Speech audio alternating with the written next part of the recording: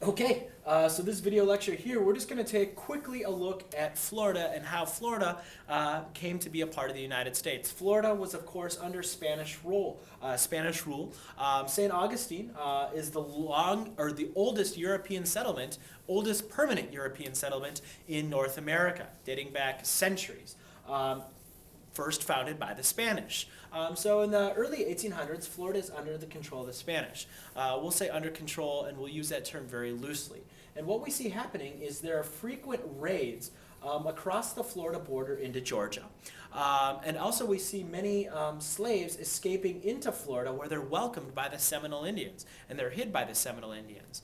And so what we see happening is that General Andrew Jackson is asked to go into Florida by James Monroe, asked President James Monroe. He's asked to not go into Florida. I'm sorry. He was not asked to go into Florida. I misspoke.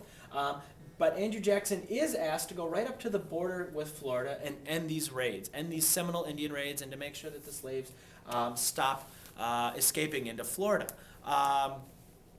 Well, Andrew Jackson, being Andrew Jackson, he kind of ignores the orders of President Monroe, and he heads directly into Florida, and he starts taking control of Florida, right? He kills some Native Americans, he hangs some British soldiers, accuses them of inciting rebellion, and essentially he takes over Florida and says, you know, this is ours now. Now this upsets the Spanish greatly, and the Spanish say, you know what, you got to pull Jackson out of there, you got to bring him back to Washington and punish him. So we've got this international incident with the Americans and the Spanish over Jackson's invasion of Florida. Well, John Quincy Adams urges Monroe, he says, you know what, I think you should send a strong message to Florida. You should tell Florida to govern or get out. This is John Quincy Adams, Secretary of State, telling Monroe to take a hard line. And that's essentially what Florida tells the Spanish. He says, you know what, no, we're not going to pull Jackson out.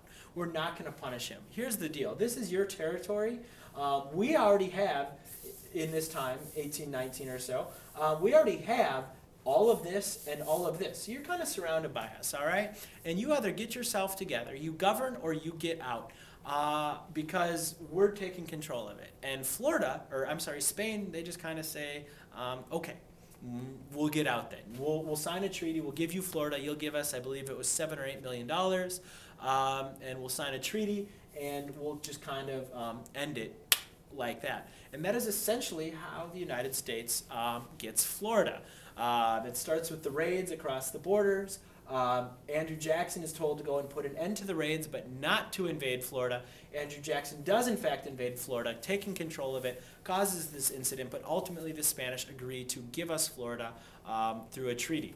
But again, we have to keep in mind that even though Spain had claimed Florida, and then we claimed Florida, there are still large populations of Native Americans living in this land. So yes, it does come in under, within the United States.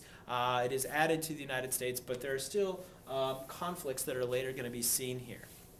And so that's kind of a quick, down and dirty overview of Florida. At this point, feel free to check out the Louisiana Purchase if need be, the annexation of Texas, the Mexican Cession, the Mexican-American War, Oregon Trail and Oregon Country, or the Gadsden Purchase.